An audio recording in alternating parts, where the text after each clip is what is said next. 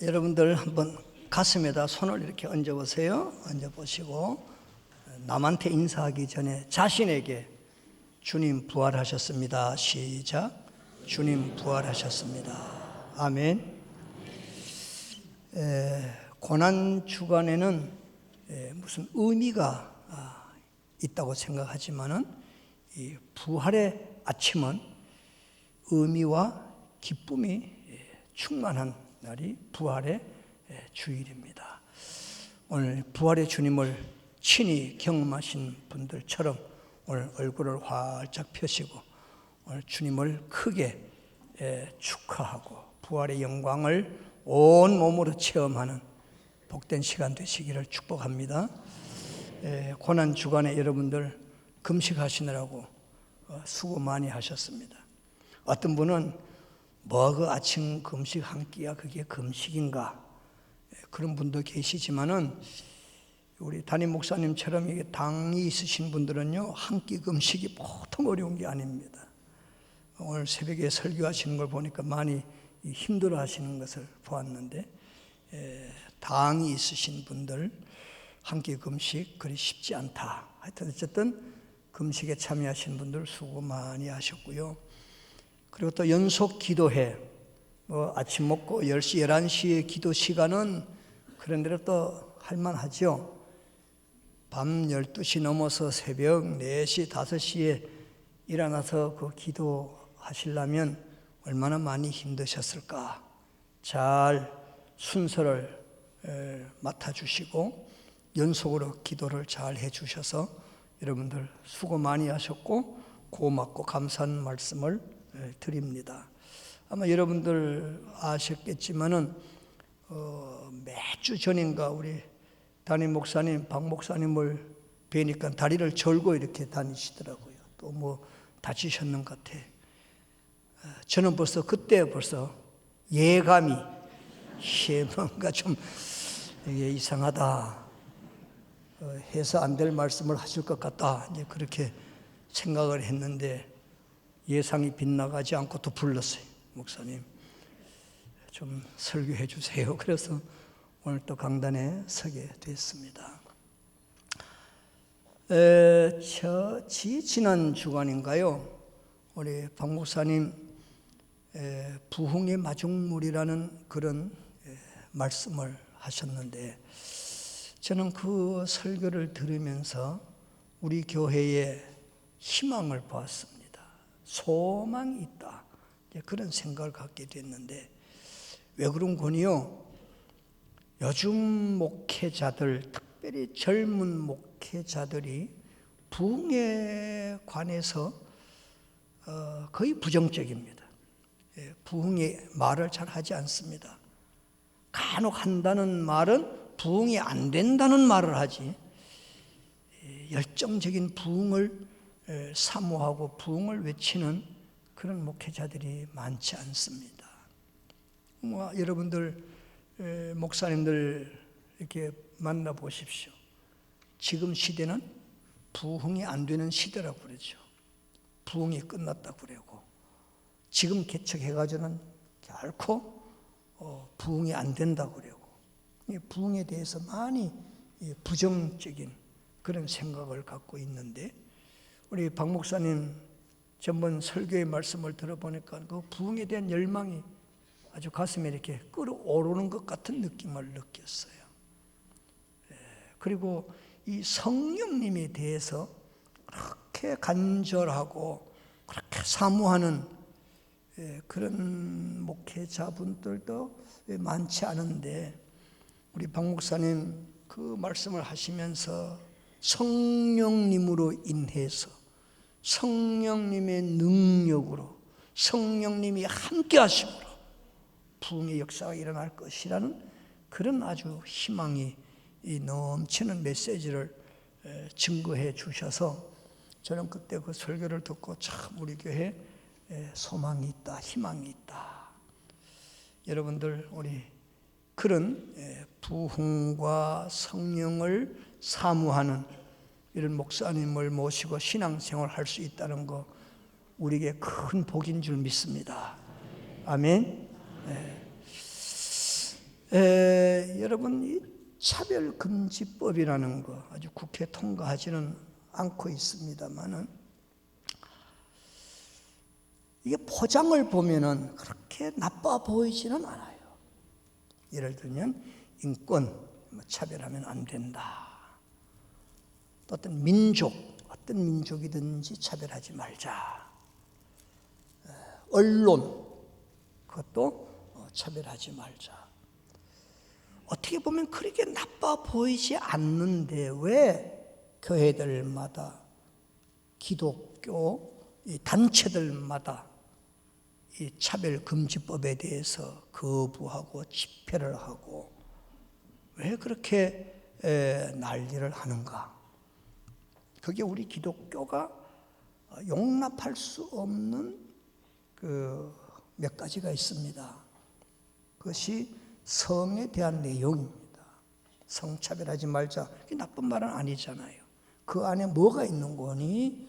성소수자에 대한 이야기입니다. 일명 동성애자들 인정하자는 거예요. 그걸 문제 삼지 말자는 거예요.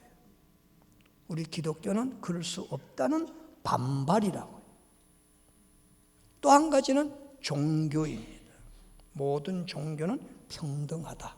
차별하지 말자. 다 똑같이 그저 착하게 살다가 다 좋은 데 가자는 뜻이지 무슨 종교에 차별이 있는가? 차별하지 말자. 이런 내용인데 거기에 대해서 우리 기독교는 결코 용납할 수 없는, 인정할 수 없는 그런 우리가 거부를 하고 반발을 하는 것이죠. 왜 다른 종교와 우리가 차별을 해야 되는가? 차별 안 할래야 안 할 수 없는 몇 가지 사건들이 있습니다. 예를 들면 하나님이 온 우주 만물을 창조하셨다. 온 우주 만물을 창조하신 분은 우리 하나님 한 분밖에 없다. 이게 진리 아닙니까? 이게 사실이고요. 어느 종교에서 온 우주 만물을 하나님이 창조했다고 인정하고 고백하는 종교가 어디 있겠어요? 기독교 우리밖에 없잖아요. 그런데 어떻게 그들하고 차별 없이 똑같은 종교로 평등하게 인정하자? 우리는 그럴 수 없다는 거예요. 아니 천국과 지옥이 엄연히 사실로 존재하는데 아니 다른 종교에서 천국과 지옥을 말하는 종교가 어디 있냐고요. 그런 종교하고 차별 없이 그냥 똑같이 평등하게 지내자. 우리는 할 수 없다는 거예요. 천국과 지옥이 분명히 있는데 어때 그것이 없는 종교하고 똑같이 할 수 있는가? 그리고 결정적인 사건은 부활의 사건이에요. 아니 예수님이 그냥 사람으로 오셔서 모든 세상 사람들이 말하는 성자 중에 한 분, 그분이 선하게 살다가 유대인 종교의 오해를 받아서 십자가에 죽었는데 그냥 장례 치내고 끝냈다. 그러면 뭐 그리 갈등할 것 없죠. 그렇게 야단법석 떨 이유가 없다고요. 그런데 예수님이 죽은 자 가운데에서 3일 만에 무덤을 여시고 살아나신 거예요. 부활하신 거예요. 믿으시면 아멘. 이 사건이 있은 후에부터는 예루살렘 도시가 소용돌이가 일어났어요. 종교 지도자들이, 유대 종교 지도자들이 초긴장에 빠졌습니다. 예수님이 십자가에서 돌아가신 그 사건을 보고 두려워서 다 숨어있던 제자들이 그냥 예루살렘 성을 다니면서 예수님 살아났다고 외쳤습니다. 그러니까 유대의 그 정치, 종교, 사회가 아주 혼란에 빠진 거지 않습니까? 이런 부활의 사건이 역사 속에 분명히 있은 사건인데 그 모든 사람이 죽고 잠잠했다고 하는 그 종교와 어떻게 똑같을 수 있냐는 말이에요. 같이 할 수 있냐는 말이에요. 근데 차별을 두지 않을 수 있냐는 말이에요. 반드시 차별할 수밖에 없는, 부인할 수 없는 그 사건. 예수님이 죽은 자 가운데서 3일 만에 부활하셨습니다. 그래서 다른 종교와 불가피하게 어쩔 수 없이 아무리 그냥 차별 없이 보내자고 해도 보낼 수 없는 그 사건들이 우리에게 있습니다.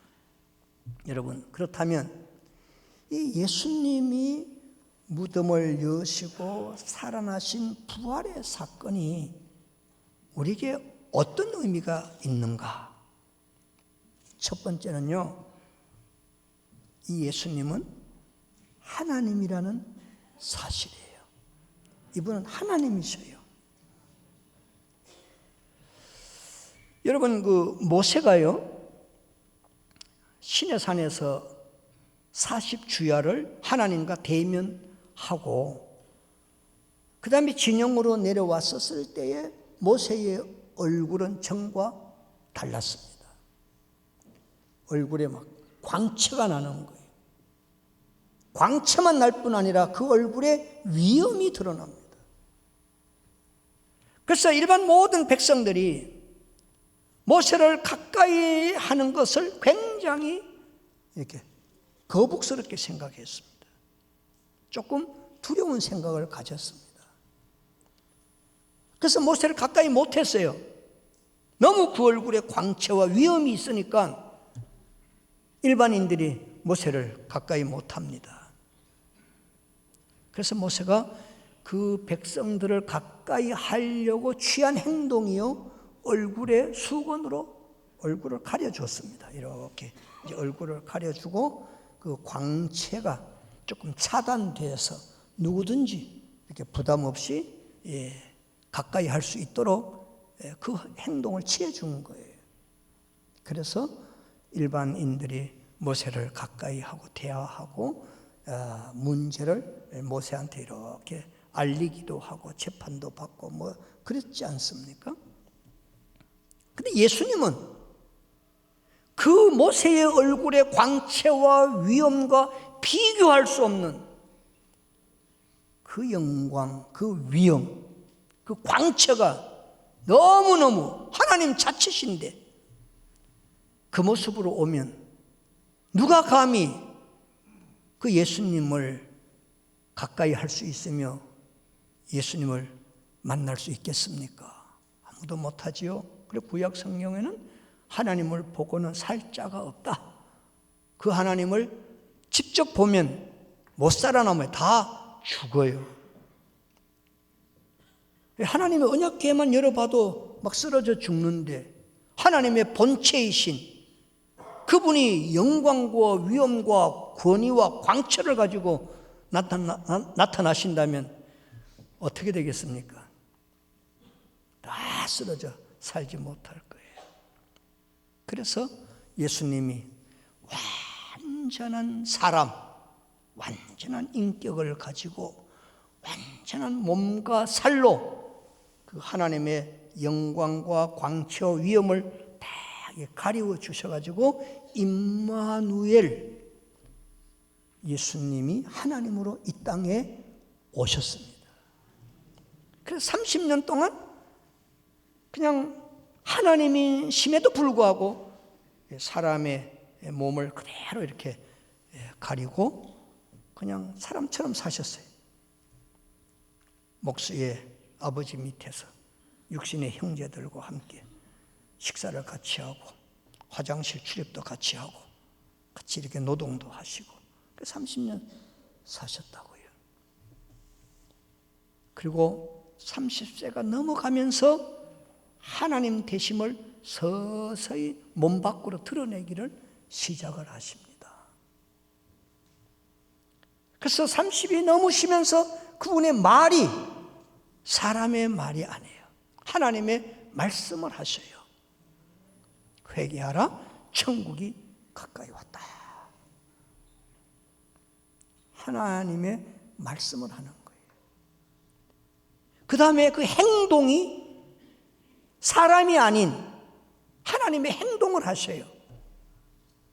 물 위를 이렇게 걸으시는 이런 모습들, 이게 사람들이 하는 일은 아니에요. 하나님이 하실 수 있는 행동이라고요. 나타내셨어요.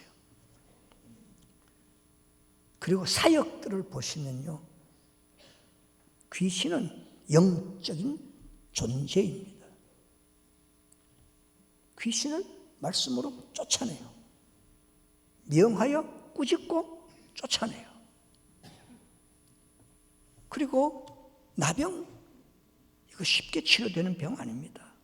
태어나면서부터 눈먼 자들 쉽게 눈 뜨는 그런 경우 쉽지 않습니다. 나면서부터 안전병이 사람이 고쳐내는 병들이 아닙니다. 근데 그분의 사역 중에 그냥 귀신을 명하셔요. 그냥 나면서 안전병이 된 자를 일으키신단 말이에요. 눈먼 자의 눈을 열어주신, 이건 사람이 못하는 거잖아요. 하나님이 하시는 일인데 예수님이 그걸 하셔요. 그리고 죽은 사람을 나흘 만에 나사로야 나오너라, 말씀 한마디에 그냥 동인체로 막 이렇게 걸어 나오시는 거예요.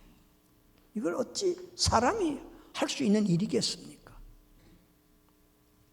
그분이 30년 동안 완전한 사람으로 이렇게 하나님 되심을 감추어 사시다가 30이 넘으시면서 하나님이라는 사실을 서서히 드러내 주셨고, 결정적인 사건은 죽은 다음에, 십자가에 못 박혀 죽으신 다음에,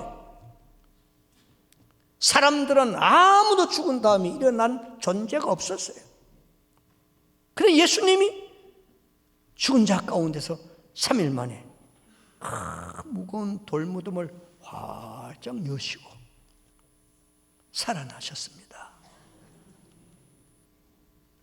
그분은 완전한 사람의 몸을 가졌음에도, 사람의 인격을 가지고 태어나셨음에도 그분 안에는 완전한 하나님이심을 구체적으로 드러낸 사건이 예수님의 부활의 사건인 줄 믿습니다. 예수님은 하나님이셨어요. 예수님이 하나님이라는 이 사건에는요, 그분은 전능하신 분이라는 뜻이에요. 그분은 전능하셔요. 그분은 권세가 있다는 뜻, 권세. 그래서 예수님의 이름으로 명하면 병자가, 죽은 자가, 그리고 안진뱅이가 막 일어나고 뛰어걷고 뭐 눈을 떠서 찬양하고 뭐 살아나고 하던 법석을 떨지 않습니까? 하나님 아니시면 그 이름이 그렇게 권세 있게 능력 있게 드러나지 않습니다. 예수님은 하나님이십니다. 지금도 그 이름의 권세가 우리에게 주어졌는데요, 무엇이든지 예수님의 이름을 의지하여 기도하면 하나님이 그 이름을 받으시고 그 이름의 권세를 하나님이 인정하시고 예수님의 그 이름 때문에 우리 부르짖는 기도마다 응답되는 줄 믿습니다. 예수님은 하나님이셨습니다. 부활하신 그 사건을 확실하게 증명했습니다. 예수님은 하나님이십니다. 두 번째는요, 예수님의 부활이 주는 또 한 가지 의미는 우리의 부활을 보증하는 사건이 예수님의 부활 사건입니다.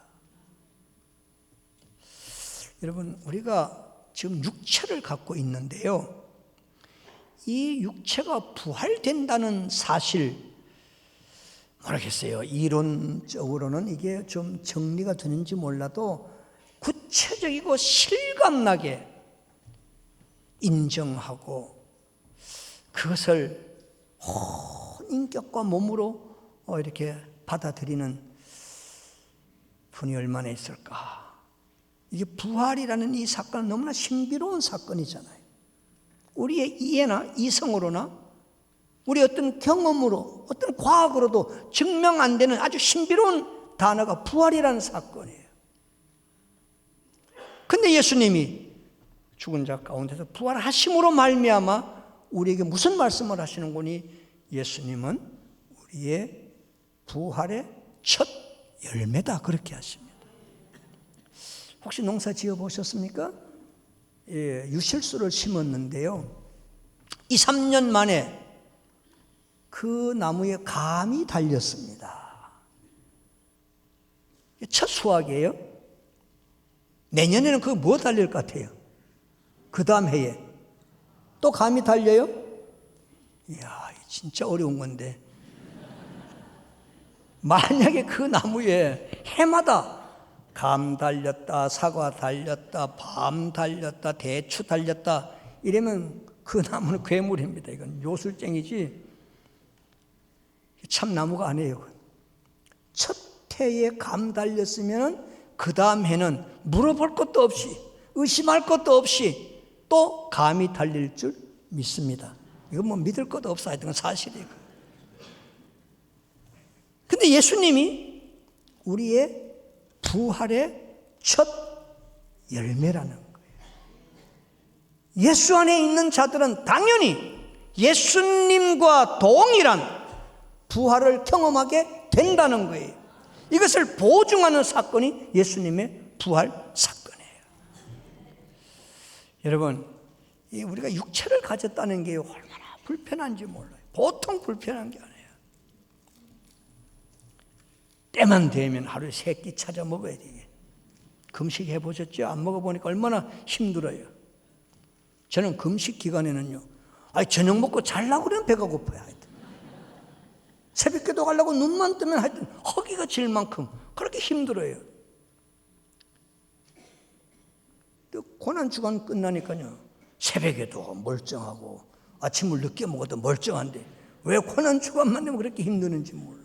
그 육체가 그렇게 약해요, 약해. 좀 더 먹으면 불편하지, 덜 먹으면 배고프지. 그럼 더 소화를 잘 시켜야 되는데 뛰어다녀야지, 또 화장실 다녀야지. 밤 되면 자야 되는데 왜 잠이 그렇게 또 안 와요? 왜 그렇게? 참 많아서 힘들지.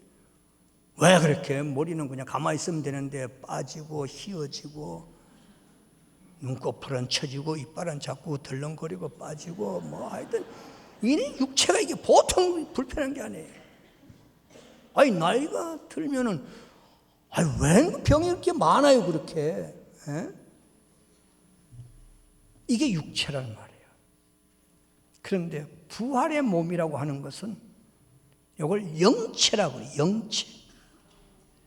영광스러운 몸이에요. 이건 우리 상상을 초월하는 엄청난 영광스러운 몸이 부활의 몸이에요. 근데요, 이 부활은요, 순서는 있을지언정 육체를 가지고 영혼을 가진 모든 존재는 다 부활을 해요. 다 부활. 일단 순서부터 한번 보겠어요. 고린도전서 15장 21절에서 23절 한번 같이 읽어볼게요. 시작. 사망이 한 사람으로 말미암았으니 죽은 자의 부활도 한 사람으로 말미암는도다. 계속. 아담 안에서 모든 사람이 죽은 것 같이 그리스도 안에서 모든 사람이 삶을 얻으리라. 계속. 그러나 각각 자기 차례대로 되리니 먼저는 첫 열매인 그리스도요, 다음에는 그가 강림하실 때에 그리스도에게 속한 자요. 자, 보세요. 차례가 있다는 겁니다. 순서가 있다는 거예요. 부활에는 순서는 다 있어요. 첫 번째는 예수님이 부활하셨죠. 그 부활의 첫 번째, 첫 열매. 그 다음에는 예수를 믿고 세상을 떠난 성도들, 죽은 자들이 그 다음 차례입니다. 그 다음에 부활하죠. 세 번째는 예수님이 부활하실 때 이 땅에 살아있는 성도들이 있어요. 살아있는 사람들은 그때 이제 세 번째로 이렇게 또 부활을 합니다. 마지막에 악인들이, 예수 안 믿은 악인들이 호련히 변화를 받거나 그 다음에 부활을 합니다. 부활에는 순서는 있을지언정 모든 육체를 가진, 영혼을 가진 존재들은 다 부활합니다. 짐승들은 부활이 안 돼요. 영혼이 없어요. 천사들 부활 없어요. 그건 육체가 없어요. 육체를 갖고 있는, 영혼을 갖고 있는 사람 된 저와 여러분들만이 부활의 몸을 입게 될 줄 믿습니다.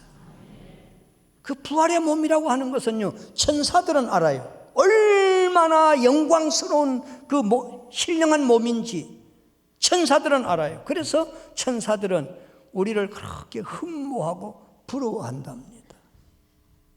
저 사람들은 세상에서 그저 7, 80년, 그저 좀 더 살면 그저 100여 년 살다가 예수를 믿고 저렇게 부활의 영광스러운 몸을 입었는데 자기들은 영원토록 그런 몸을 입을 수가 없잖아요. 영적인 존재인데 부활의 몸을 입을 수가 없어요. 저와 여러분들만이 부활의 영광스러운 신령한 몸을 입게 될 줄 믿습니다. 얼마나 놀랍습니까? 그런데요, 이 부활이라는 이 사건은요, 특징 중에 하나가 죽지 않는 생명을 얻는다, 이제 그런 뜻이에요. 부활하면 죽을 수가 없어요. 안 죽어요. 영원히 존재하는 생명체가 되는 거예요. 그러면 악인들에게는 이 부활이라는 사건이 어떤 의미겠어요? 불행 중에 최악의 불행이 악인들의 부활이고요. 그리스도 안에 있는 우리들의 부활이라고 하는 것은 영광 중에 최상의 영광인 줄 믿습니다. 자, 여러분 성경 한 군데 한번 더 읽어볼게요. 요한복음 5장 29절 보세요. 다 같이 시작. 선한 일을 행한 자는 생명의 부활로, 악한 일을 행한 자는 심판의 부활로 나오리라. 만약에 악인들이 이 심판을 받았는데 또 죽어버리면 끝나지. 또 죽으면 끝나버리잖아요. 심판이 그렇게 두려울 일이 없잖아요. 그런데 예수님이 재림과 동시에 악인들과 그리스도인들을 동시에 다 이렇게 부활을 시켜놓고 그 다음에 심판을 하는 겁니다. 저주와 형벌과 지옥은 죽지 않는 생명으로 영원히 그 고통을 당해야 된다는 거, 얼마나 불행한 일이겠습니까? 그런 사람들은 차라리 세상에 안 태어났더라면 좋았을 텐데, 세상에 태어나서 예수님을 부인하고 거부하고 악인으로 살다가 죽어서 마지막 또 부활의 몸을 입고 죽지 않는 생명을 가지고 영원한 지옥, 영원한 형벌, 영원한 저주를 받는다고 생각해 보시라고요. 기가 막힌 일 아닙니까? 이건 치가 떨리는 일입니다. 무시무시한 사건입니다. 아직도 우리 주변에 예수 없이 사는 분들 있지 않습니까? 얼마나 불행하고 불쌍한 사람들입니까? 죽어서 없어지는 존재라면 뭐 그리 불쌍할 거 없어요. 근데 마지막에 악인들도 부활을 해서 죽지 않는 생명을 얻어서 마지막 하나님으로부터 심판을 받고 영원한 저주와 형벌과 지옥의 무시무시한 그 고통의 세월을 보낸다고 생각해 보십시오. 이게 끝이 없는 거 아닙니까, 여러분? 안 죽는 생명으로 영원한 고통이라고 생각해 보시라. 끔찍스러운 일입니다. 그런데 우리는 부활의 신령한 몸을 입고 그 영광스러움과 광채나는 그 모습으로 성삼위 우리 하나님과 더불어서 영원토록 빛나는 그 천국의 영광을 누린다고 생각을 해보시라고요. 이 부활의 사건이 얼마나 우리의 큰 축복이고 우리에게 얼마나 엄청난 특혜 중에 특혜인지요. 여러분, 우리의 몸은 부활을 입을 영광스러운 신령한 몸이 될 줄 믿습니다. 뭘 보니까요, 예수님의 부활 사건을 보니까 그분은 우리의 첫 열매가 되셨다. 부활의 첫 열매가 되셨다. 그분 때문에 우리도 부활의 영광을 입을 것에 기대감을 가지고 소망을 가지고 기쁨으로 부활의 주님을 증거하고 부활의 감격으로 살아가는 저와 여러분들 다 되시기를 주님의 이름으로 축복합니다. 기도합니다. 아버지, 고맙습니다. 고난의 한 주간을 믿음으로 잘 이기게 하셨다가 오늘 부활의 주님을 찬양하며 부활의 영광을 노래하는 축복의 예배를 드리게 하시니 감사합니다. 우리 예수님은 하나님이셨습니다. 예수님의 부활은 우리의 부활을 증명하는 사건임을 믿습니다. 우리의 부활의 첫 열매가 되셨는데 저희들도 주님으로 말미암아 영광스럽고 신령한 부활의 몸을 입을 것에 대한 확신을 갖습니다. 이 소망과 기쁨으로 이 부활의 주님을 마음껏 증거하는 축복의 인생길 되게 해 주옵소서. 예수님 이름으로 기도하옵나이다. 아멘.